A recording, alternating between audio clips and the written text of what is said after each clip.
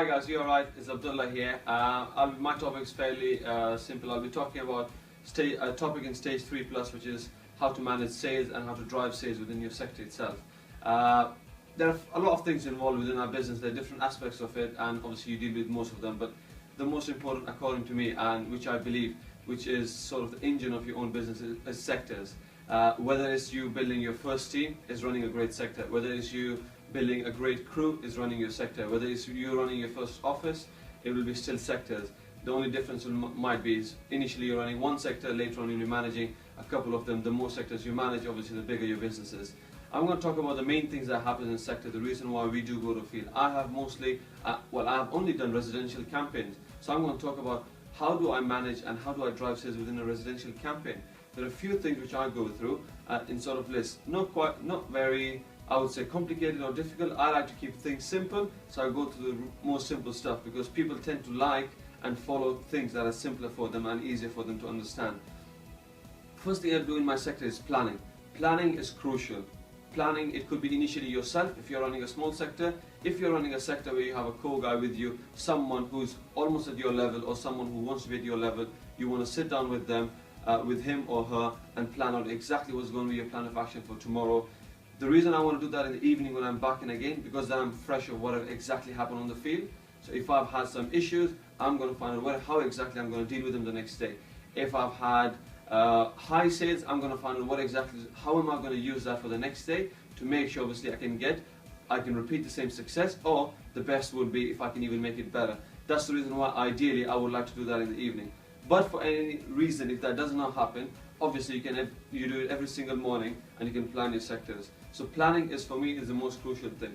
But let me talk about what exactly does come under planning. Planning doesn't just include how you're going to be running a sector or who are going to be in your sector. Planning also includes how many people are you going to be in your sector. Sectors are usually made or broken based on really few things. Whom do you pair up with?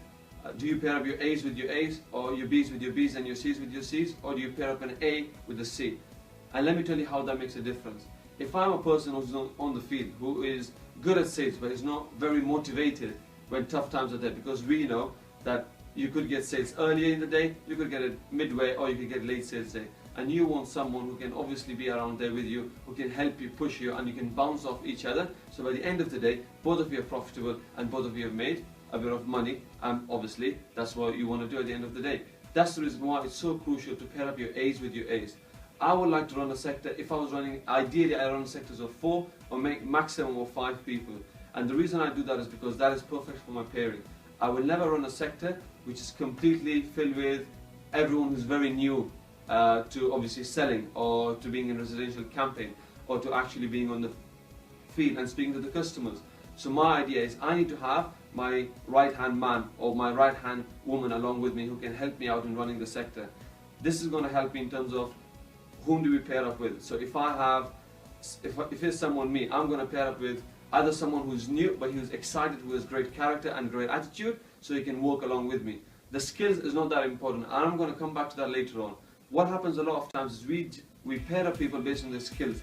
We think that if you pair up based on their skills, they're going to give you great results. But that's not necessarily what happens. What you want to make sure is obviously you pair them up based on their character, based on obviously how they're going to work along with each other, and based on that, them working with each other, they're going to actually bounce off each other as well. That's the reason why I always pair up people with at least a minimum of 2 people working with each other, but more importantly, who is being paired up with whom. Secondly, when I'm on the field, the expectations are done quite clearly. Now, me being the sector leader, clearly I might have slightly more experience than anyone who is in my sector. Even if that means by a couple of months or a couple of weeks as well. I would know what kind of a territory I'm working in. I would know what kind of response I'm going to get from the customers. If I can preempt everyone in my sector, that helps me quite a lot. How does that help me quite a lot? Is a simple analogy which I use. If someone was to punch you, I'm not saying anyone is going to punch you, but if you're ready to take the punch and you know someone is going to punch you, it doesn't hurt that much. But if you don't know and it's unexpected, it hurts quite a lot. So if I'm telling someone and you're working, let's say, and most of us know the main 3 demographics is the low, mid and high end demographic. If I have worked there and I know generally how customers respond to in that area, I can preempt everyone. So if anything does happen and if a customer tells them some certain thing, all they're going to say is, hey, I remember because I was told this initially that this is going to happen. That takes away majority of your pressure off. Remember, expectation is half the work done. Expectation is half your sector goal hit if it is done properly and at the right time. That's my first thing.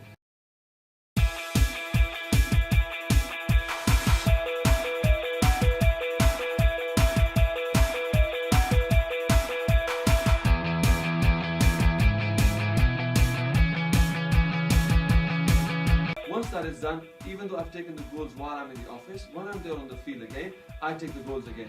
But I don't just take a goal and say, guys, this is our goal, we have 4 of us, we're going to go for 8 sales or we're going to go for 10 sales, whatever might be your piece average at that time. But what I want to do is, I want to make sure the players who are working together, I hold them accountable. So after expectations, it's accountability. You want to talk to them and tell them, if you're going to hit this goal, guys, this is how you're going to divide it. Now, if I'm working with someone new, I'm not going to take majority of chunk of the goal. I would ideally like to give the chunk of goal to someone who has either a bit more experience who's in my sector, and I believe is my right-hand man or woman who can help me in hitting the sector goal. And this I can either do it one-on-one, or I'll do it in front of everyone else, or everyone else as well.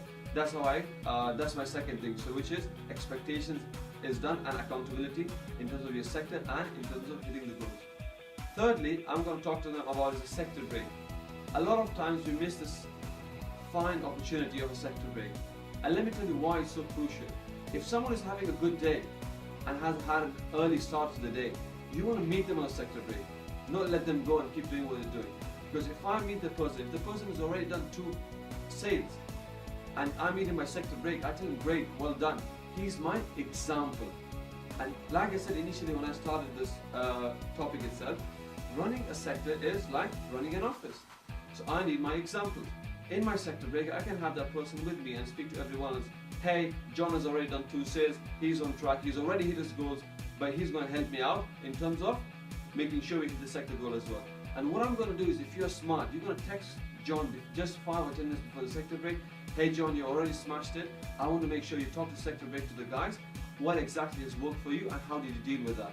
That's my first thing. So someone who's doing good, I want to have a sector break. My second point, if someone is not doing so good, I still want to have a sector break. Obviously and clearly, most people give more importance to that, but it's still both equally important for me. I want to make sure John is with me, while let's say Bob has had a bit of a rough time, maybe he's not that experienced, or maybe he still did not get my expectations clear and he's saying some customers told him not interested, or some customers were a bit more maybe rude to him, or some customers were a bit more not the way he expected. Basically he got a punch where he was not expecting it, if that makes sense. So what I'm going to do is I'm going to get him along with John and tell him exactly how John faced it. And this is what happens normally. If you haven't been in the business slightly longer and you haven't built your character and skills to that level, you do need a reminder always. And sector break for me is a reminder, because that happens always midway through, and the most important thing is sector break has to be done well an hour before your prime time. Because if I can get everyone refocused again for my prime time, I can make sure we're going to succeed. Because at the end of the day, my topic is obviously driving sales. So I'm thinking, what are the different ways I can do to make sure I can hit the sector goals, and obviously I can move forward itself. That for me is very important. Now again, a lot of people argue on the length of sector break. I will not take a sector break more than 15 or maximum of 20 minutes.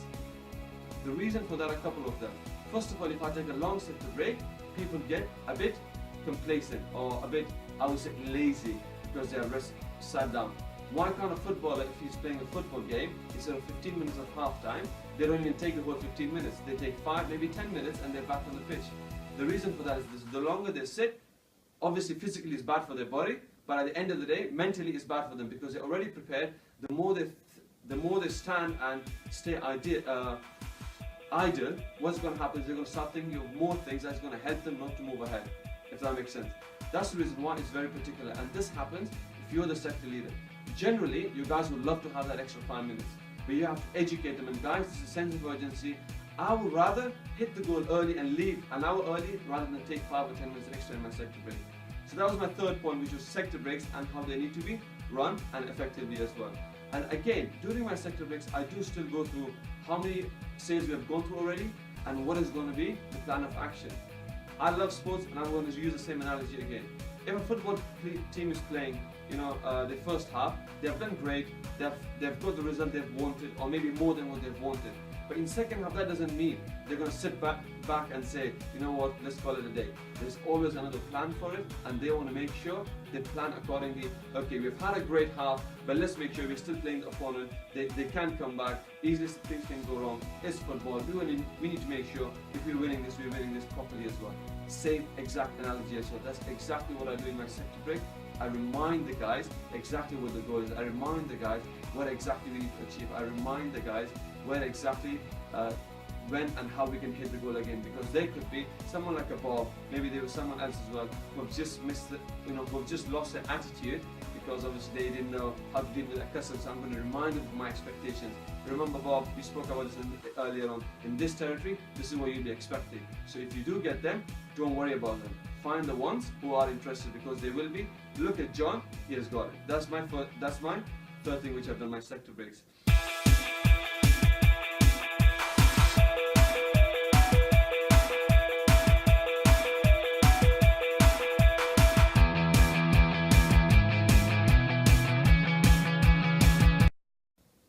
My fourth thing, and which for me is the most crucial thing, is, and not only by running a sector, but wherever you are and whatever you're doing, is setting the pace.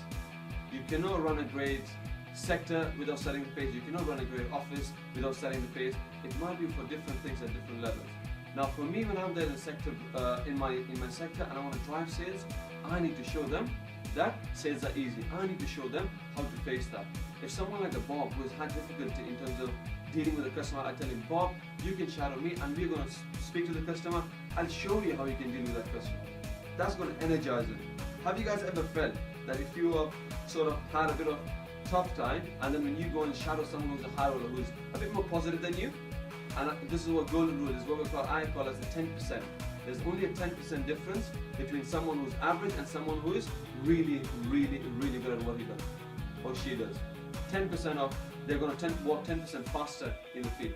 They're going to be speaking to customers with 10% extra excitement. They're going to, dealing with objections with 10% extra enthusiasm. They're going to be 10% extra positive than someone else. So if I can show them, because remember, our business is not a television, it is a show business.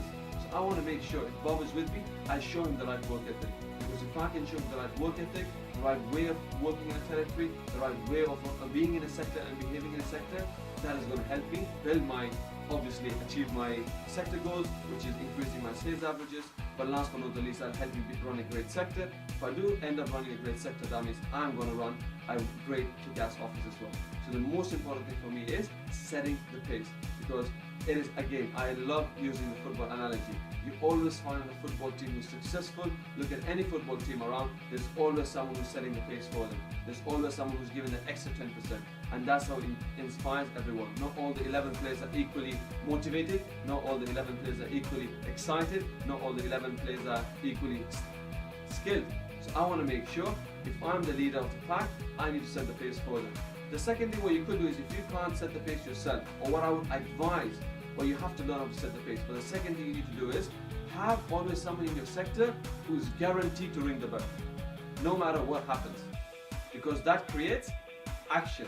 And action creates more action. The more action you have, the easier your sector is. Have you guys had difficulty when you have 3 people in your sector and you're dragging them? Once you're dragging this person, then you're dragging him, then you're dragging the next person. So most of your time you're spent dragging people instead of setting the pace. But if you have someone like a John in your sector who has already rang the bell before sector break, because he understood the expectations, he understood how to deal with that territory, and he doesn't need to be as long as in the business as you, but he understood. Because if I have that example, then everyone knows if John has done it, and if I have done it, there's no reason why they can't do it. And remember, last but not the least, 80% of your work is done by 20% of your people. Exactly the same thing happens in your sector. If I'm running a sector of 5 people, majority of the time, and this always happens, my goal has been hit because 2 of them have really outperformed, 2 of them have really pushed forward in the gone, or 2 of them have really gone to the next level. There's always, you cannot have everyone to go for 3, 4, 5 pieces. You can push them and ask them and demand standards, but do not get frustrated if they don't. Because remember, 80% of your work is done by 20% of your people.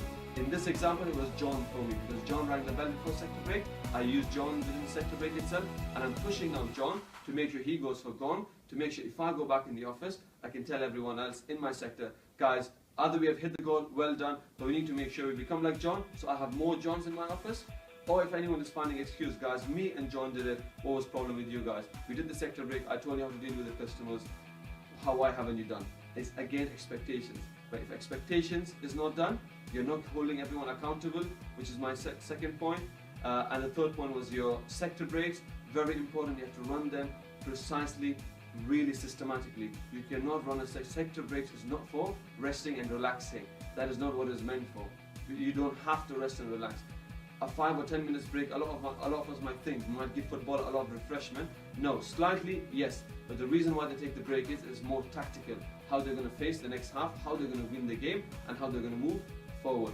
Last but not the least was obviously setting the pace. So if you want to learn how to manage the sales in your sector, and if you want to learn how to push for sales and drive standards and drive sales within your sector, because that's the only way and the best way you can make sure you run a great office. Because if you have a great sector, running a great sector, a profitable sector, people want to run a sector like you, and the more people you have like that with you, obviously that's how you grow, and obviously that's how you are more profitable as running a business as well. Guys, those were my tips in residential. Obviously I haven't done events, but if there's any question, please feel free. I'm pretty sure there'll be a number and an email address. Get in touch with me. I'm more than happy to get in touch with you guys. Thank you so much. Have a great day.